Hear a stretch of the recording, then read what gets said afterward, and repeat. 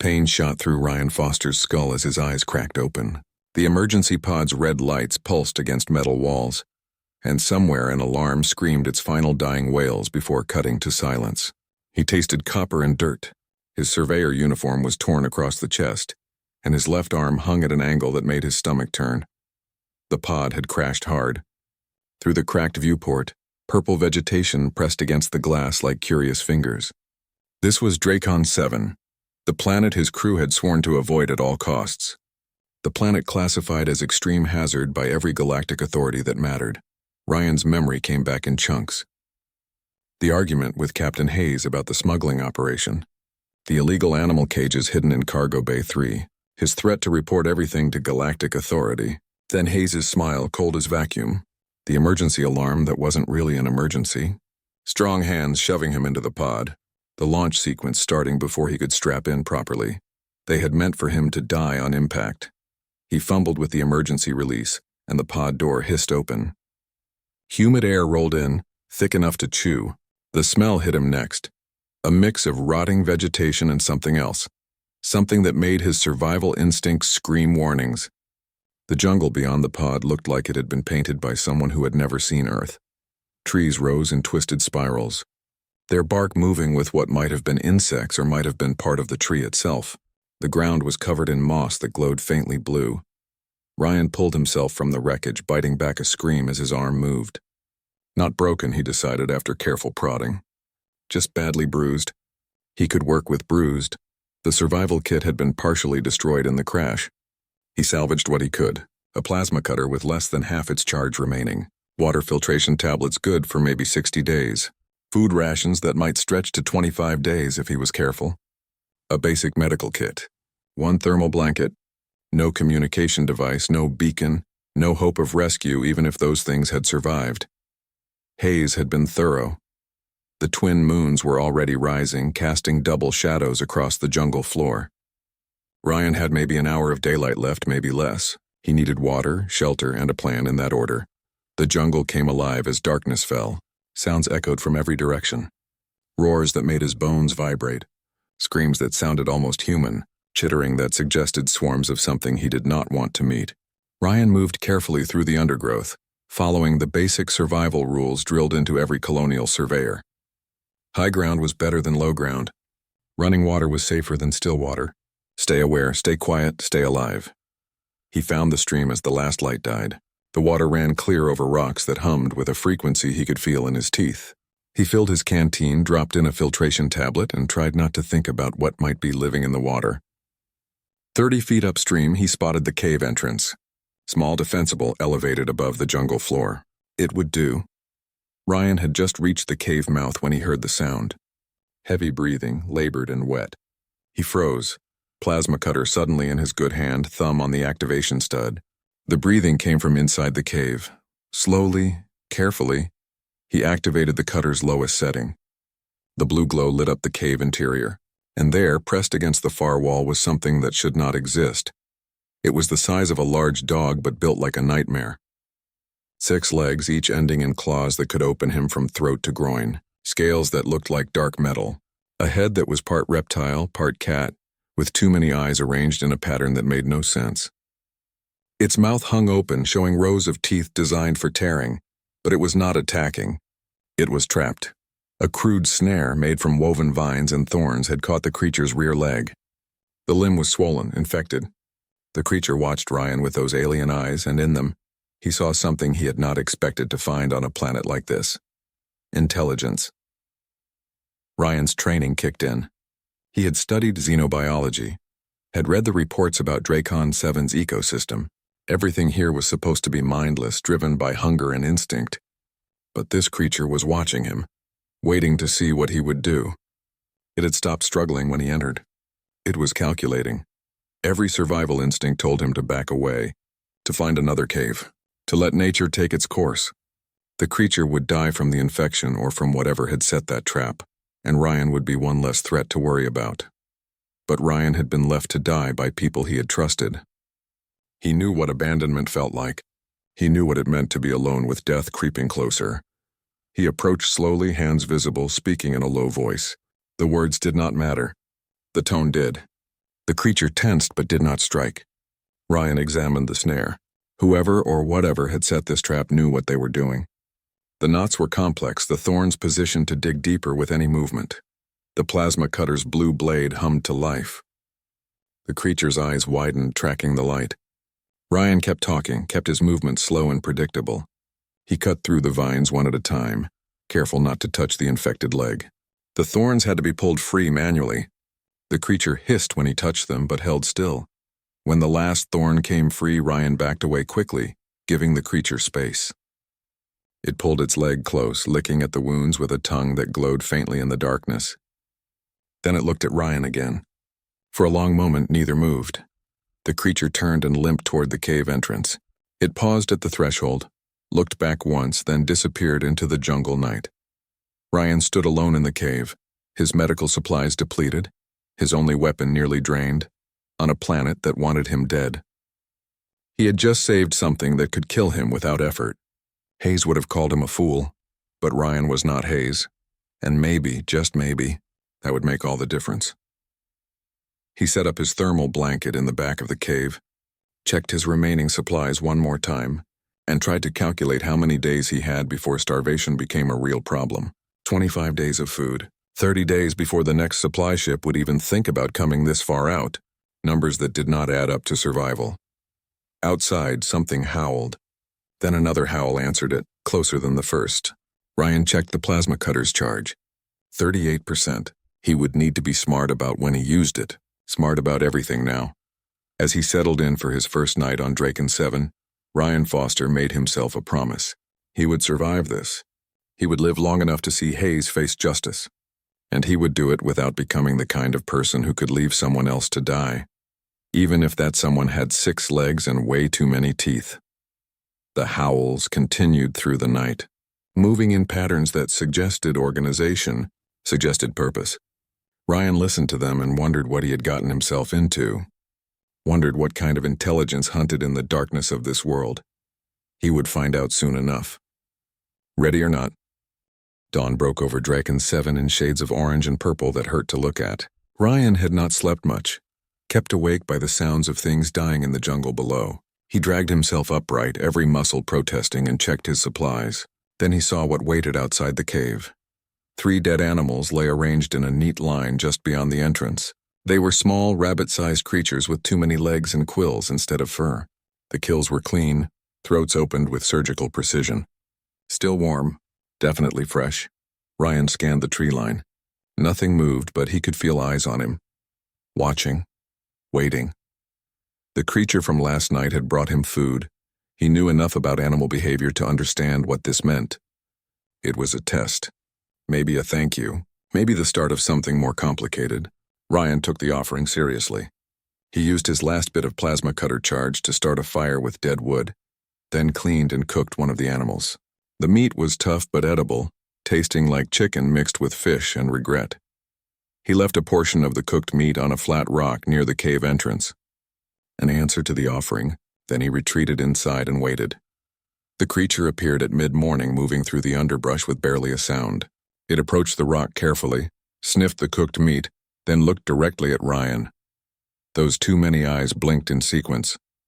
It took the meat and settled down about 20 feet away to eat, never taking its gaze off him. Ryan decided to call it Scout. The name felt right. Over the next 5 days, a routine developed. Scout would bring kills at dawn. Ryan would cook and share. Slowly, the distance between them shrank. By the 3rd day, Scout was eating within arm's reach. By the 5th day, Ryan realized Scout was teaching him. The creature would lead him to water sources he never would have found on his own. Hidden streams that bubbled up between rocks. Plants that held clean water in their hollow stems. Scout showed him which paths were safe and which ones to avoid. When Ryan started to walk toward a clearing covered in beautiful yellow flowers, Scout physically blocked his path and growled. Moments later, the flowers released clouds of orange pollen that drifted on the wind. Everywhere the pollen touched, vegetation withered and died. Ryan learned the rhythm of Draken 7. Hunt in the morning when the predators were sluggish from the night cold. Take shelter at midday when the toxic pollen drifted on the breeze. Stay alert at dusk when the large predators woke up hungry. Move carefully at night or do not move at all. On the 6th day, Scout brought friends. 5 adult creatures emerged from the jungle, moving in formation. 2 juveniles hung back, watching from the safety of elevated rocks. They were all built like Scout, but some were larger, more scarred. One was missing half its tail. Another had a milky eye that did not track properly. Ryan stayed very still and let them approach. They circled him, sniffing, evaluating. One of them, larger than Scout and covered in old scars, stepped forward. The alpha. It looked at Scout, then at Ryan, then at the remains of their shared meal. Some kind of communication passed between them that Ryan could not hear or understand. The alpha made a decision. It turned and walked back toward the jungle. The others followed. Scout looked at Ryan, made a sound that might have been invitation or command, then followed the pack. Ryan grabbed his remaining supplies and went after them. He was part of something now, even if he did not fully understand what. The pack led him deeper into their territory. They showed him their den, a complex network of caves hidden behind a waterfall that misted everything in constant rainbows. The juveniles played in the shallow pools, wrestling and biting in ways that would have been lethal if they meant it. The adults took turns on watch, always alert, always ready. Ryan set up his camp in a small chamber near the main den. The pack accepted his presence but did not fully trust him yet. He understood. Trust had to be earned, especially here. He started teaching them small things, how to disable the snares and traps that dotted the jungle. Traps made by something intelligent and cruel. How to use rocks as tools to crack open the armored shellfish in the streams. How to recognize the sound his plasma cutter made so they would know it was him if he had to use it in an emergency. The pack learned fast. Too fast for simple animals. Ryan watched them problem solve, watched them communicate with subtle body language and sounds pitched too low for human ears to catch comfortably. These creatures were smart, really smart. Then the Ravagers came. Ryan was helping Scout track a herd of grazing animals when the jungle went silent. Every creature, every bird, every insect stopped making noise at once. Scout's entire body went rigid, head low, eyes wide. The sound started as a vibration felt through the ground. Then came the roar, so deep and loud that Ryan's chest cavity resonated with it. Trees shook. Small animals exploded from the underbrush in panic. 3 shapes emerged from the jungle. They stood 20 feet tall at the shoulder, built like bears crossed with alligators crossed with nightmares. Their scales were thick as armor plating, overlapping in patterns that left no weak points. Each step shook the earth. Their eyes glowed red in the shadow of the canopy. Ravagers, the apex predators of Dracon 7. Scout's pack melted into the undergrowth, moving with practiced precision. Ryan followed, his heart hammering. He watched from hiding as the Ravagers moved through the territory, scent marking, claiming. One of them paused at the waterfall, sniffed the air, then roared again. It knew the pack was here. The pack stayed hidden. Scout pressed against Ryan's side, trembling but not from fear, from rage, from helplessness. Ryan saw the scars on the older pack members with new understanding. They had fought Ravagers before. They had lost. The Ravagers spent an hour establishing dominance, then moved on. But they would be back. This was their hunting ground now.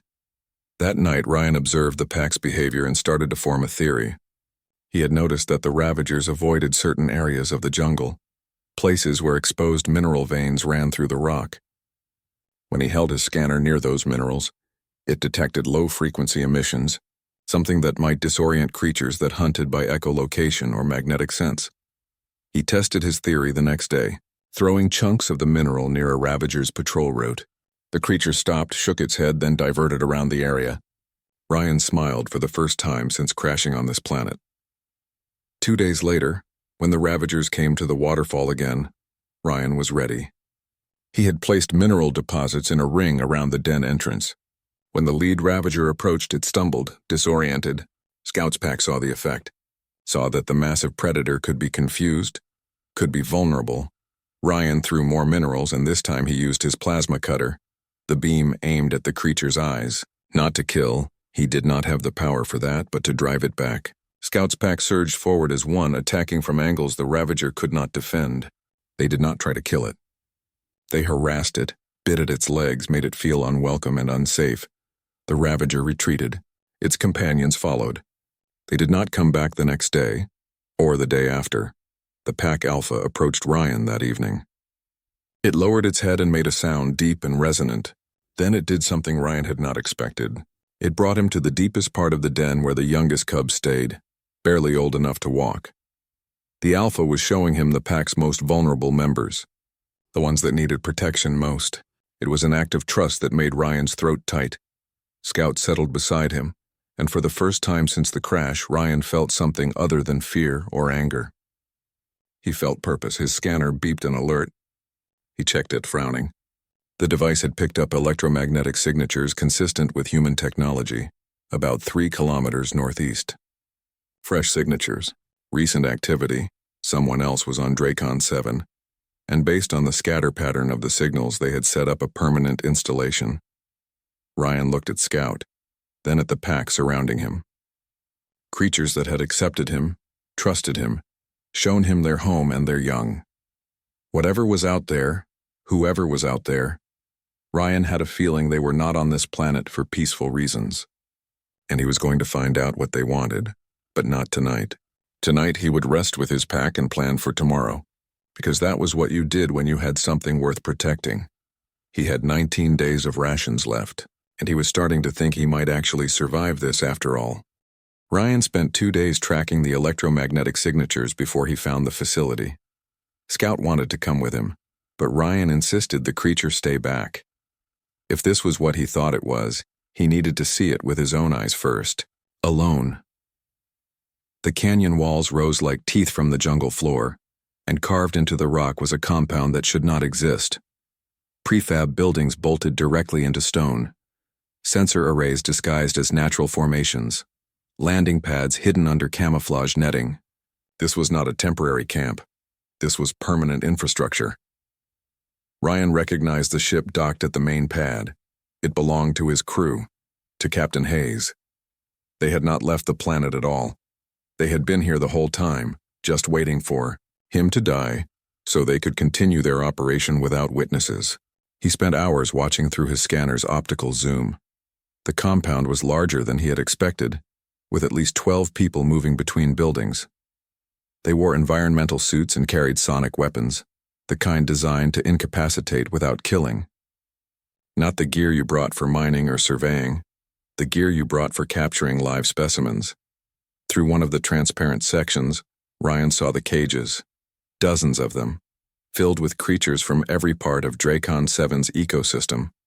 Juvenile ravagers sedated and restrained, gliders with their wings clipped. And there in the corner section he saw 3 creatures that made his blood freeze. They were built like Scout, part of his pack. He recognized one by its missing tail. Hayes had been hunting Scout's family. Ryan watched as crew members used shock prods to force the captured creatures into smaller transport cages. He watched them catalog and tag each animal like inventory. He watched them laugh when one of the creatures tried to bite through the bars and broke its teeth instead. This was not research. This was trafficking. Exotic animal trade on a scale that would earn Hayes enough credits to buy a small moon. And it was completely illegal. Dracon 7 was classified as extreme hazard partially to protect creatures like these from exploitation. Ryan backed away from his observation point and returned to the den.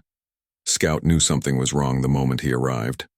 The creature pressed close, whining low in its throat. Ryan pulled out his scanner and brought up the facility schematics he had mapped. Then he started drawing in the dirt. The pack gathered around him. Ryan had no idea how much they understood, but he tried anyway. He drew the compound, drew the cages, drew the captured pack members. Scout's reaction confirmed that the creatures understood more than anyone would have thought possible. The creature's lips pulled back from its teeth, and every member of the pack responded with aggression displays. They wanted to attack immediately. Ryan stopped them. He had spent enough time with the pack to recognize the signs of a blind rage charge. It would get them all killed. Hayes had sonic weapons, automated defenses, and trained mercenaries. A frontal assault would be suicide. Ryan needed to teach them something new. He needed to teach them war. Over the next 2 days, Ryan used every trick he had learned as a colonial surveyor. He built models in the dirt showing the compound layout. He demonstrated the concept of distraction and flanking using rocks and sticks. He showed them that sonic weapons had limited range and needed time to recharge between bursts. The pack absorbed everything with frightening speed. They began to problem-solve on their own, suggesting approaches through body language that Ryan could barely follow but somehow understood. The Alpha organized the pack into smaller groups, each with specific roles: scouts for reconnaissance, fighters for direct confrontation, juveniles for creating distractions. Ryan crafted simple tools from materials they gathered: weighted rocks wrapped in vine nets that could be thrown to disable sensors, sharpened stakes that could jam machinery. He showed them how to recognize vulnerable points in structures, how to tell the difference between a locked door and one that just looked locked. Scout proved to be the fastest learner. The creature understood not just tactics, but strategy, the difference between winning a fight and achieving an objective. When Ryan drew plans in the dirt, Scout would study them, then add suggestions by moving rocks and sticks.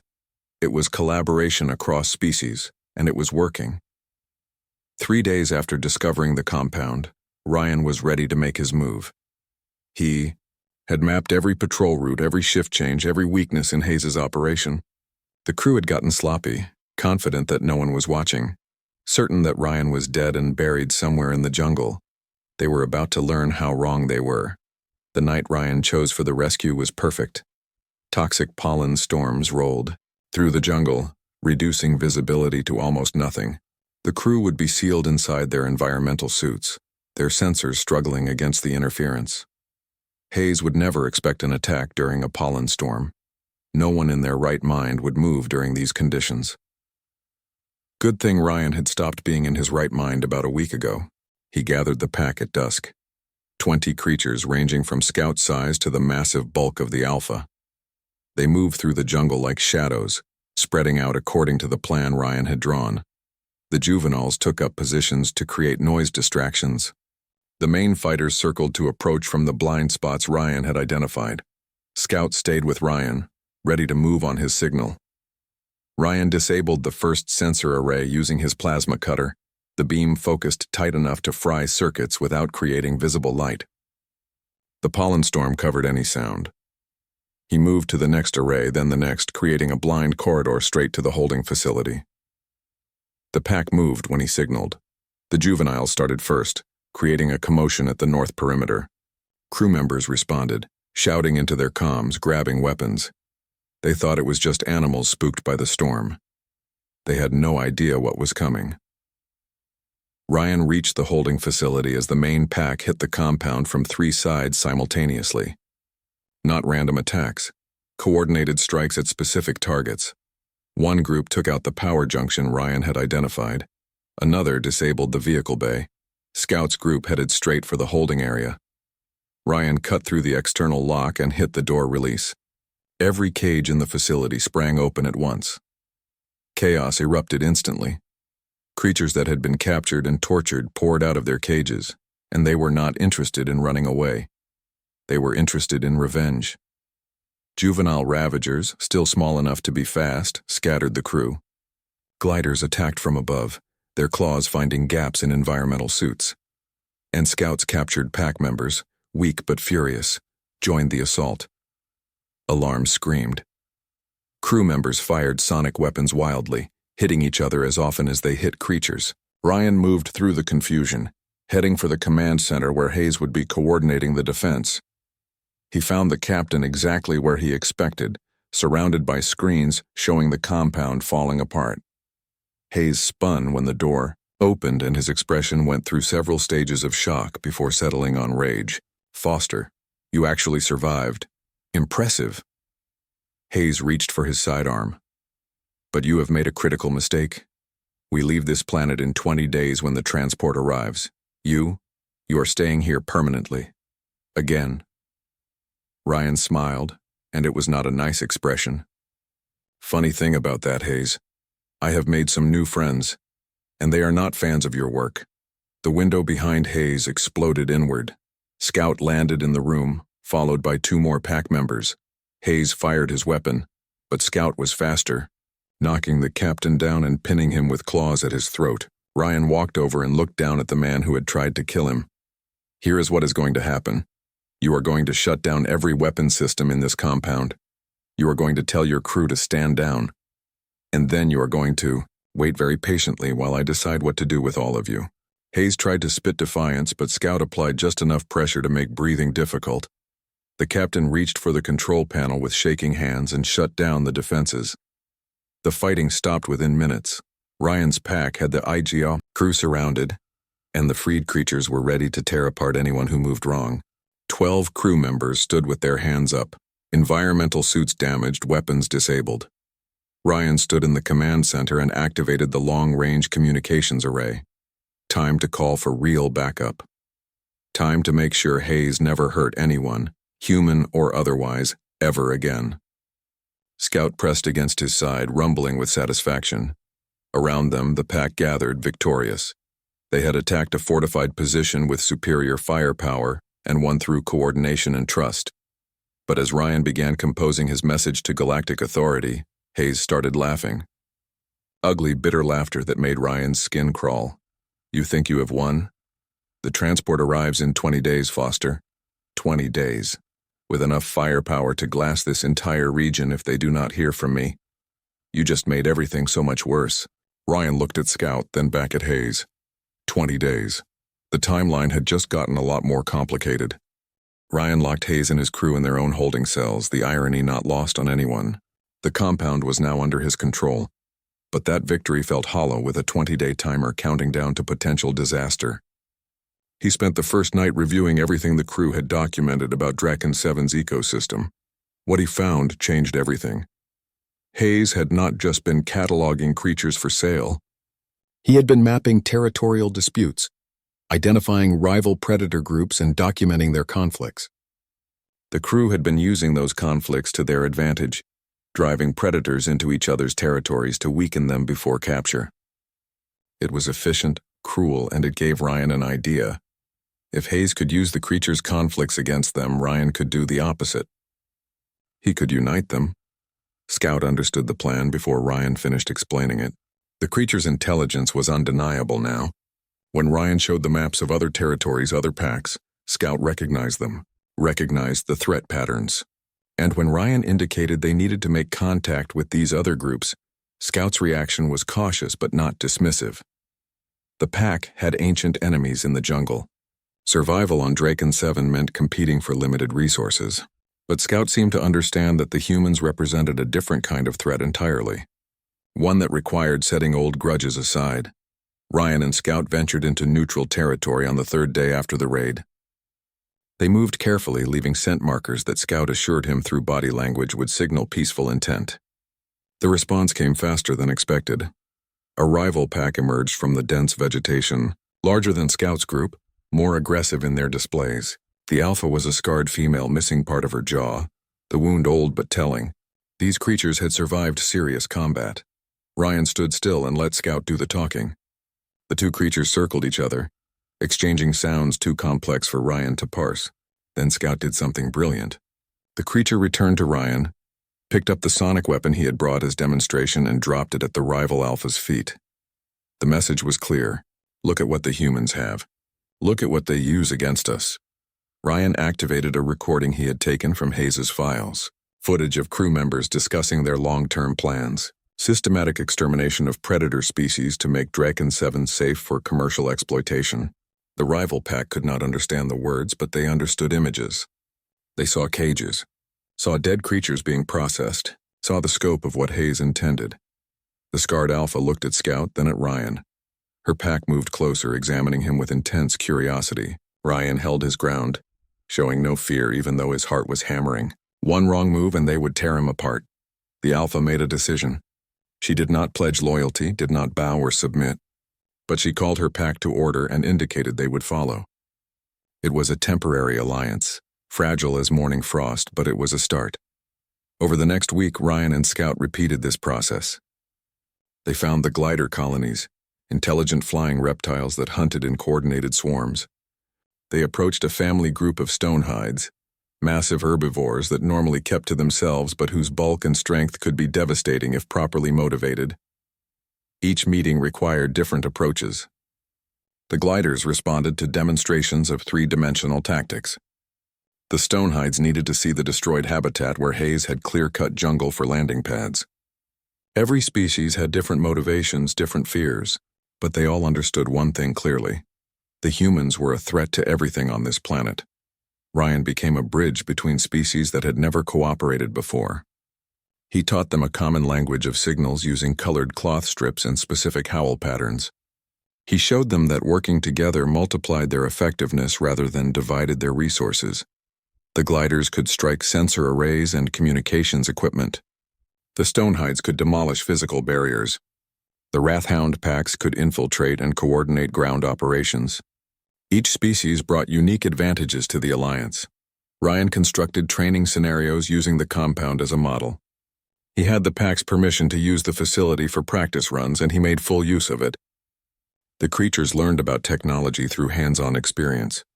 They learned that metal could be bent, that glass could be shattered, that electricity could be avoided or redirected. Scout proved invaluable as a teacher to the other groups. The creature had learned from Ryan and could now pass that knowledge on in ways the others understood instinctively. Ryan watched as Scout explained flanking maneuvers to the rival pack, using nothing but movement and demonstration. Watched as Scout coordinated with the glider colony leaders using whistles and wing gestures. The Alliance grew stronger, but so did Ryan's concerns. He had 12 days until the transport arrived, and Hayes refused to provide any useful information about what kind of force was coming. The captain seemed confident that rescue was guaranteed, and that Ryan would face justice for his interference. Ryan was counting on a different kind of justice. On day 15, he made a hard choice. He selected 3 of Hayes' crew members who seemed least committed to the operation and offered them a deal. Tell him everything about the incoming transport, and he would testify on their behalf when Galactic Authority eventually arrived. Refuse, and they would face the same charges as Hayes. 2 refused. 1, a young pilot named Collins who had only been with the crew for 3 months, broke. He told Ryan everything. The transport was a heavy cargo vessel with mercenary security. 20 armed soldiers, military-grade weapons, enough firepower to deal with local wildlife resistance. They expected some creatures to have escaped during the transfer, but nothing organized, nothing threatening. They had no idea what was waiting for them. Ryan spent the next 3 days refining the plan. The Alliance now numbered approximately 60 creatures across multiple species. Not an army, but a coordinated force with clear objectives. He created simple armor for key pack members using salvaged materials. He identified critical systems on the transport that had to be disabled in specific order. He also sent a long-range message to Galactic Authority, knowing it would take weeks to arrive but needing the record. He documented everything. Hayes' operation, the intelligence of Draken 7's creatures, his own survival story. If things went wrong, at least the truth would eventually reach someone.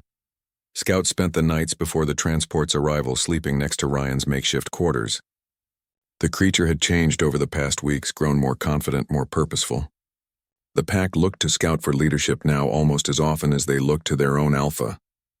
Ryan had saved Scout from a trap, and in return, Scout had saved him from despair. On day 19, Ryan gathered the Alliance at the compound. He went through the plan one final time using the dirt models they had all come to understand. Wave 1 would be the Stonehides, creating chaos and destroying external defenses. Wave 2 would be the gliders, taking out sensors and communications. Wave 3 would be the Wrathhound packs, infiltrating through the routes Ryan had mapped. And Ryan himself would confront Hayes one final time, ending this before more people got hurt. The creatures understood their roles. More importantly, they understood why they were fighting. This was not about territory or food or ancient grudges. This was about survival, about refusing to be victims, about proving that intelligence and cooperation could overcome superior technology. The transport was scheduled to arrive at dawn on day 20. Ryan checked his remaining plasma cutter charge. 7%, enough for maybe 2 or 3 crucial cuts. He had a captured sonic weapon as backup, and the knowledge that he was not alone this time. Scout pressed against his side and made a sound that had become familiar over the past weeks. Not quite a purr, not quite a growl. Something that meant trust. That meant partnership. Ryan scratched behind the creature's ear analog in the spot that Scout liked. Tomorrow we finish this, one way or another. The Alliance bedded down around the compound, each species maintaining their own space but all oriented toward the same goal. Ryan tried to sleep but could not. His mind kept running through scenarios, calculating odds, preparing for the moment when everything would either work or fall apart spectacularly. 29 days ago, he had crashed on this planet expecting to die alone. Now he was preparing to face a heavily armed transport with an army of creatures that should not even be capable of understanding the concept of coordination. Hayes had called him a fool for trying to make peace with monsters. But Ryan had learned something important over the past 4 weeks. Monsters were just people you had not tried to understand yet, and understanding, it turned out, was humanity's real superpower. The twin moons set below the horizon. Dawn was 3 hours away. Ryan stood watch with Scout, both of them alert, both of them ready. The wild had not needed taming. It had needed a translator, and tomorrow they would speak loud enough for everyone to hear. The transport dropped from orbit just as the first sun cleared the horizon. It was bigger than Ryan had expected, a massive cargo hauler designed for bulk shipments of live specimens, the kind of ship that could carry hundreds of caged creatures across multiple star systems without anyone asking uncomfortable questions. Ryan watched from the ridge, above the compound as the transport settled onto the main landing pad with a roar of engines that shook the ground. The cargo ramps lowered and mercenaries poured out in tactical formation. 20 soldiers in full combat armor, carrying weapons that made the crew's sonic rifles look like toys. Scout pressed low beside him, every muscle coiled and ready. Around them, hidden in the jungle, 60 creatures waited for the signal. The Alliance held position with discipline that would have impressed any military commander. Hayes and his crew were still locked in the holding cells, isolated from communications. The mercenaries would expect to find them running the compound as normal. Instead, they were going to find something else entirely. The mercenary commander, a tall woman with lieutenant bars on her armor, spoke into her comm. "Hayes, this is Lieutenant Park with your transport. Respond." Silence. She tried again. "Hayes, confirm compound status." Ryan activated the compound's external speakers using the control tablet he had taken from the command center. His voice echoed across the landing pad. "Hayes is unavailable right now. This is Ryan Foster, and I am giving you one chance. Lift off now and report this operation to Galactic Authority, or stay and face consequences." Park's response was immediate. She signaled her troops and they fanned out in combat formation. "Unknown hostile, you are ordered to surrender immediately. We are authorized to use lethal force." Ryan had expected this. Mercenaries did not get paid to ask questions. "You were told this planet has dangerous wildlife. You have no idea how right that assessment was. Last warning, leave now." Park raised her weapon. "Secure the compound. Eliminate any hostiles." Ryan gave the signal. The stonehides emerged from the jungle like living tanks. 5 massive creatures, each weighing several tons, charged the compound's perimeter. They hit the external defensive barriers with the force of freight trains, shattering reinforced barriers that were designed to hold back everything this planet could throw at them. Everything except coordinated tactics. The mercenaries opened fire immediately.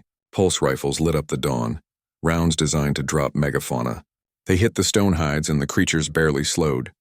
Their hides were thick enough to shrug off anything short of explosive rounds, and the mercenaries had not brought those kinds of weapons for what they thought would be a simple pickup mission. Park was shouting orders, but her voice was drowned out by the stonehides demolishing the compound's external structures. Supply trucks were crushed. Sensor arrays were smashed. The western defensive wall came down in a cascade of broken metal and stone. That was when the gliders attacked. 20 flying reptiles dropped from the canopy where they had been waiting in absolute silence. They came in fast and low, targeting the mercenaries with precision. Claws designed to snatch prey from the ground found gaps in armor. Wings created blinding dust clouds. The formation broke as soldiers tried to defend against threats from above and ground level simultaneously. Park managed to shoot down 2 gliders, but 3 more took their place. The creatures learned from every attack, adapting their approach in real time. They targeted weapon hands and helmet visors, going for disabling strikes rather than kills. Ryan was impressed and slightly terrified. The Alliance was not trying to massacre the mercenaries. They were trying to neutralize them. Exactly as planned. The Wrathhound packs hit next, pouring through the gaps the stonehides had created. Scout led one group while the Scarred Alpha led another. They moved like coordinated military units using the compound's own structure for cover, flanking soldiers who thought they had secure positions. A mercenary fired a sonic burst at Scout's pack. The creatures scattered before the pulse hit, reformed instantly and attacked from a new angle. They had learned that weapons needed time to recharge and line of sight to be effective. They used that knowledge ruthlessly. Park was trying to rally her troops back to the transport when Ryan made his move. He had circled around during the chaos, approaching from the direction the mercenaries thought was secure. He climbed into the transport through the still-open cargo bay and headed for the cockpit. The pilot was monitoring the battle through external feeds, so focused on the fighting that he did not hear Ryan until the plasma cutter was at his neck. "Hands where I can see them now!" The pilot complied, eyes wide. Ryan could not blame him for being shocked. The external feed showed creatures executing military tactics with precision that should not be possible. The mercenaries were not losing, but they were not winning either. It was a stalemate, and Ryan was about to tip the scales. He forced the pilot to activate the ship-wide comm. "Lieutenant Park, this is Foster. I am in your transport and I have control of your cockpit. Order your people to stand down or I disable your only ride off this planet." Park's response came through gritted teeth. "You are bluffing. You would not strand yourself here." Ryan smiled even though she could not see it.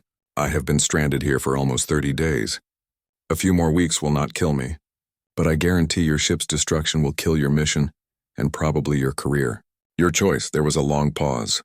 Ryan watched through the cockpit windows as the battle continued. The mercenaries were good, professional, well-trained, but they were fighting an enemy that should not exist.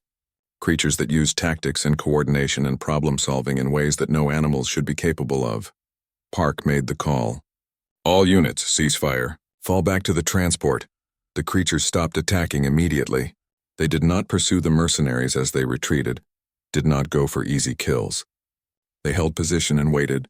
Ryan had taught them discipline, and they had learned it perfectly. The mercenaries backed toward the transport, weapons still raised but no longer firing. Park was the last to board, her expression hard as stone.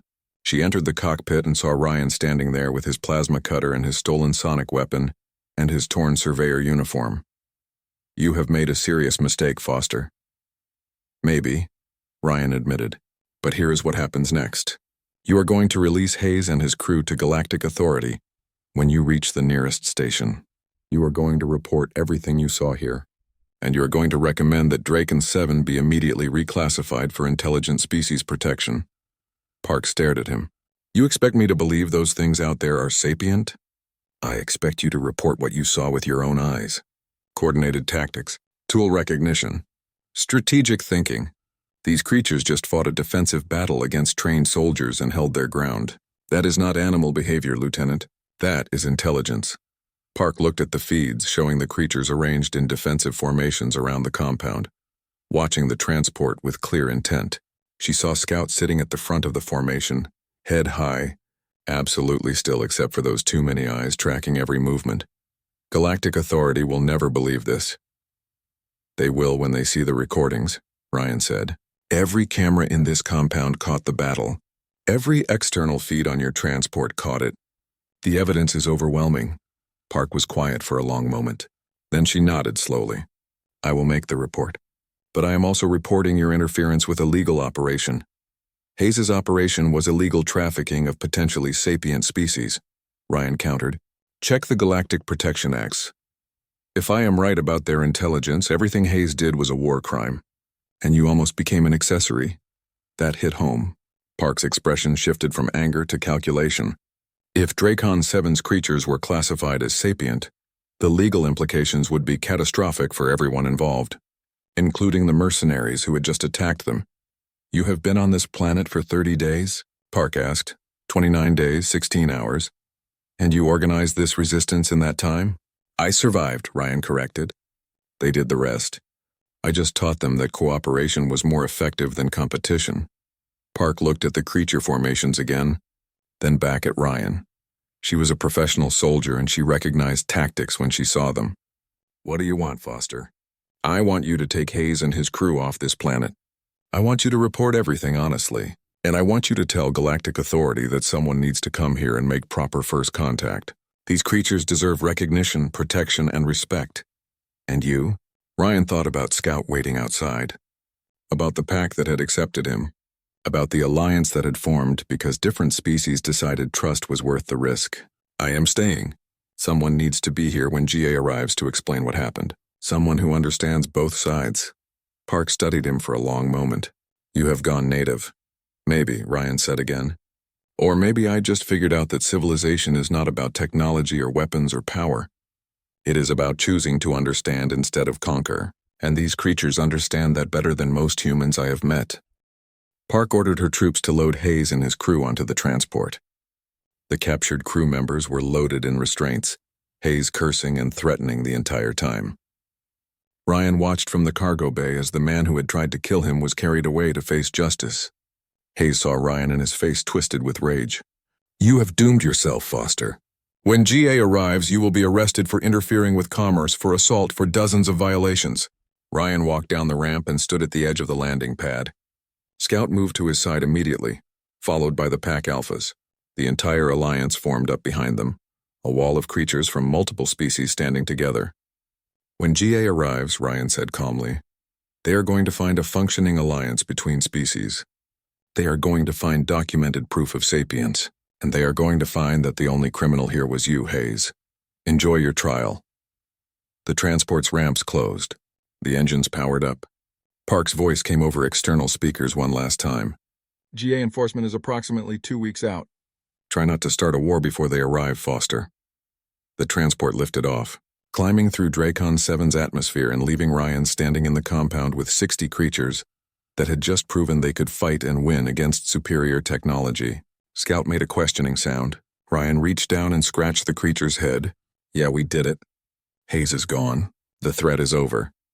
But even as he said it, Ryan knew the hard part was just beginning. Galactic Authority would arrive with questions, with protocols, with procedures designed for first contact situations.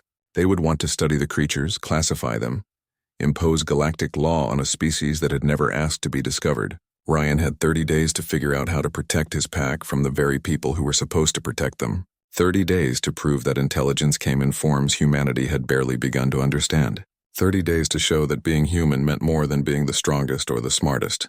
It meant being the one who chose understanding over domination. Every single time. Scout pressed against his leg, and the pack gathered around them both.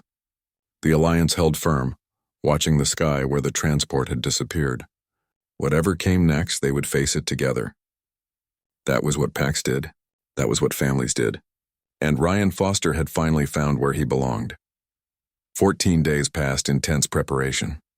Ryan knew that Galactic Authority enforcement would arrive with their own assumptions about what they would find. A stranded surveyor who had survived through luck and determination, native wildlife behaving according to predictable patterns, a simple case of illegal trafficking to be processed and closed. They were going to be very surprised. Ryan spent every waking hour documenting everything. He recorded the pack's daily routines, their communication patterns, their problem-solving abilities. He filmed Scout teaching younger pack members how to disable human technology safely. He captured the Alliance's coordinated hunting strategies that demonstrated planning and abstract thinking. But more importantly, he lived with them. Ate with them. Learned from them. The creatures were not performing for cameras or trying to prove anything. They were simply existing as they always had, intelligent and purposeful and deserving of recognition. The scarred alpha from the rival pack had moved her group closer to the compound, creating a mixed settlement that would have been unthinkable a month ago. Different packs sharing space, sharing resources, teaching each other. Ryan watched juvenile wrathhounds playing with young gliders in games that had rules both species understood. This was not domestication or taming.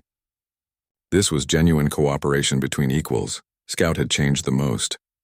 The creature spent hours studying the compound's technology, figuring out how things worked through observation and experimentation.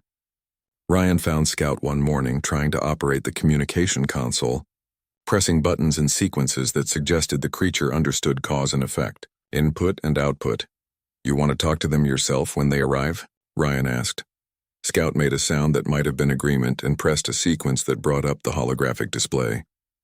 The creature studied the three-dimensional star map with intensity that made Ryan's skin prickle. Scout was not just intelligent. Scout was curious about the galaxy beyond this planet, curious about other species, other worlds. That changed everything. Ryan began teaching Scout about galactic civilization. Using pictures and simple demonstrations, he explained that there were thousands of species, millions of worlds, all connected by trade and travel and communication. Scout absorbed it all with frightening speed, then brought the pack alphas to learn the same lessons. The creatures understood they were not alone in the universe. They understood humans were not the only other intelligent species. And they understood that whatever happened when GA arrived would determine their future for generations to come. On day 43 since his crash, the GA enforcement ship entered orbit. Ryan stood at the compound's landing pad with Scout beside him, and the Alliance arranged behind them. Not in attack formation this time. In diplomatic formation, each species represented by their leaders, each group positioned to show unity rather than aggression. The GA ship was smaller than the transport but far more official. Military gray with authority markings visible even from the ground, it landed with textbook precision, and the ramp lowered to reveal Commander Brooks. A career officer with silver hair and the kind of face that had seen everything the galaxy could offer. She was flanked by 6 enforcement officers in full armor, but Brooks herself wore only standard uniform. A calculated choice, Ryan thought. She was showing she came in peace but was prepared for trouble. Brooks stopped at the bottom of the ramp when she saw the reception committee. Her eyes widened slightly at the sight of 60 creatures arranged in clear organizational structure. But she recovered quickly. Ryan Foster? That would be me. Ryan stepped forward, but Scout moved with him, staying at his side. Commander Brooks, thank you for coming. Brooks looked at Scout, then at the gathered creatures, then back at Ryan. Your report suggested unusual circumstances. I see that was an understatement. Before we go any further, Ryan said carefully, I need you to understand something. These creatures are not animals. They are intelligent, sapient beings who have formed an alliance for mutual protection. Everything you say and do here will be observed and remembered. Brooks studied Scout for a long moment. The creature met her gaze steadily, those too many eyes blinking in sequence. That would explain the tactical formations and the organized settlement we observed from orbit. May I approach? Ryan looked at Scout. The creature made a low sound, not aggressive, but evaluating. Then Scout sat down, a clear gesture of non-threat. Brooks took it as invitation and stepped closer, her movements slow and deliberate. My name is Commander Brooks. I represent the Galactic Authority. We come to investigate claims of illegal activity on this planet and to assess the situation of Ryan Foster. She paused, and based on what I am seeing, to make official first contact with your species. Scout tilted its head, studying Brooks with the same intensity she was showing. Then Scout did something that made Ryan's heart race. The creature reached out and touched the GA insignia on Brooks's uniform, traced the symbol with one claw, then pointed at the ship. Brooks went very still. Did this creature just demonstrate understanding of symbolic representation and authority? Scout understands a lot more than that, Ryan said. They all do. Over the past 43 days, I have documented tool use, tactical planning, interspecies cooperation, teaching behavior, and abstract reasoning. Commander, these creatures meet every criteria for sapient classification under GA protocols. Brooks activated her wrist scanner and began taking readings. These are wrathhounds according to survey data, classified as non-sapient predators. The survey data was wrong, Ryan said flatly. The original classification was based on limited observation and assumptions about what intelligence looks like. Nobody bothered to actually communicate with them. Nobody gave them a chance to demonstrate what they are capable of. One of Brooks's officers, a young man with tactical training written all over his posture, spoke up. Sir, the perimeter formations are definitely military in nature. Whatever these things are, they have been trained. Not trained, Ryan corrected. Taught. There is a difference. Training is conditioning. Teaching is transfer of knowledge that can be adapted and applied to new situations. Scouts Pack learned tactics by understanding principles, not by memorizing responses. Brooks turned to her officers. Set up monitoring equipment, but make no aggressive moves. I want full scans of the settlement and behavior documentation. She looked back at Ryan. You and I need to talk privately. Ryan glanced at Scout. The creature made a sound that might have been reassurance, or might have been warning. Either way, Scout settled down to wait, and the rest of the Alliance followed suit. They would give Ryan this chance to speak for them. Brooks led him to a portable command post her team set up quickly. Once inside, she pulled up holographic displays showing the compound, the battle site, and the documented evidence from Hayes' operation. "I have reviewed the preliminary reports," Brooks said. "Captain Hayes and his crew are in custody facing multiple charges including illegal trafficking, attempted murder, and violations of protected space regulations. Your testimony will be crucial to prosecution." "Good," Ryan said. "But that is not why you are really here, is it?" Brooks smiled slightly. "No. I am here because your reports suggest we are looking at a potential first contact situation of significant importance. A species that has reached the threshold of sapience, but has not yet developed space travel. This is delicate, Foster. I know. That is why I stayed. Someone needs to bridge the gap. And I am the only one who has actually lived with them long enough to understand their perspective." Brooks pulled up the combat footage from the mercenary engagement. "These tactics are sophisticated. How long did it take you to teach them?" "About a week. But I did not teach them to think strategically. I just taught them how human technology works and basic coordination signals. They figured out the tactics themselves. Scout in particular has a gift for three-dimensional thinking and pattern recognition." Brooks watched Scout on the external monitors. The creature was arranging rocks in patterns, demonstrating something to a group of younger pack members. "What is it doing?" Ryan looked at the feed and smiled. "Teaching star navigation using the moons and constellations. I showed Scout how to use the stars for direction finding. Now Scout is passing that knowledge to others." Brooks was quiet for a long time. Then she pulled up the official GA protocols for sapient classification, cultural expression, tool use, abstract reasoning, complex communication, social structures. These creatures demonstrate all of them. "So you will recommend classification?" "I will recommend immediate protection status pending full study," Brooks said. "Which means this planet is now off limits to commercial exploitation, military operations, or unauthorized contact. We will need to establish a permanent observation post and begin formal first contact procedures." Ryan felt tension. He had not realized he was carrying Drain away. "Thank you. Do not thank me yet. There are complications. Hayes had financial backers who will not be happy about losing their investment. Political interests who want this planet open for colonization. Bureaucrats who will argue about whether non-technological intelligence counts as true sapience. This is going to be a fight, Foster." "I am ready for that fight." Brooks studied him. "You have gone native. You identify with them more than with human civilization now. Is that a problem?" "That depends. Can you maintain objectivity? Can you represent both sides fairly? Because if we establish first contact protocols, we need someone who understands both human and Rathound perspectives. Someone who can translate not just language but culture." Ryan thought about Scout bringing him food that first morning. Thought about the pack accepting him into their den. Thought about 43 days of learning to see the universe through alien eyes. "I can do that.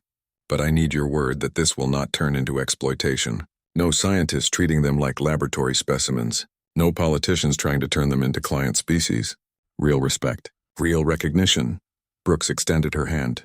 "You have my word. We do this right or we do not do it at all." Ryan shook her hand and something fundamental shifted. This was no longer about survival. This was about building a future. Over the next 6 months, Ryan watched that future take shape. Xenolinguists arrived and began the painstaking work of establishing communication. They discovered that the Rathounds had their own language, complex and nuanced, that included frequencies humans could not naturally hear. Scout became the primary contact, patient and curious in equal measure, working with researchers to build understanding.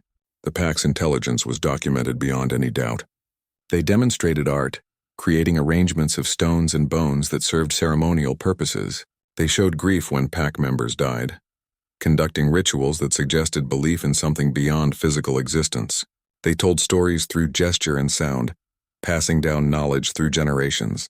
Galactic Authority officially classified Dracon 7's Rathounds as sapient species under protection. The planet was designated restricted space with only authorized contact permitted. Hayes received a life sentence for sapient trafficking. His backers lost everything in legal battles that set new precedents for species rights. Ryan became the official liaison. living between worlds in a way that made him unique in the galaxy. He taught the Wrathhounds about galactic civilization while teaching humans about Wrathhound culture. Scout became something like a co-ambassador, representing the packs in communications with GA officials. One evening, as the twin moons rose over the valley, Ryan stood with Scout on the ridge where they had first watched the transport arrive. The compound below had been converted to a proper embassy. GA researchers worked alongside Wrathhound scholars, learning from each other, building something new. "We did it," Ryan said quietly. "You are recognized, protected. No one can hurt you anymore." Scout made a sound, complex and layered with meaning Ryan was still learning to interpret. But he understood the core of it: gratitude, partnership, family. Ryan had been left to die on a monster world. Instead, he had found purpose, had learned that the line between monster and person existed only in the mind of the observer, had discovered that humanity's greatest strength was not technology or weapons or conquest. It was the ability to look at something different, something alien, something frightening, and choose to understand instead of destroy. Scout pressed against his side, and together they watched the moons rise over a planet that was no longer classified as extreme hazard. It was home, for both of them, for all the species learning to share it with respect and cooperation. In 30 days, Ryan had tamed nothing. But he had learned everything that mattered.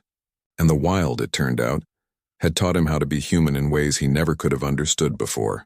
The galaxy was bigger now, fuller, richer with the knowledge that intelligence came in forms humans were only beginning to recognize. And Ryan Foster, the surveyor who should have died alone, had helped open that door. He could not ask for a better legacy than that.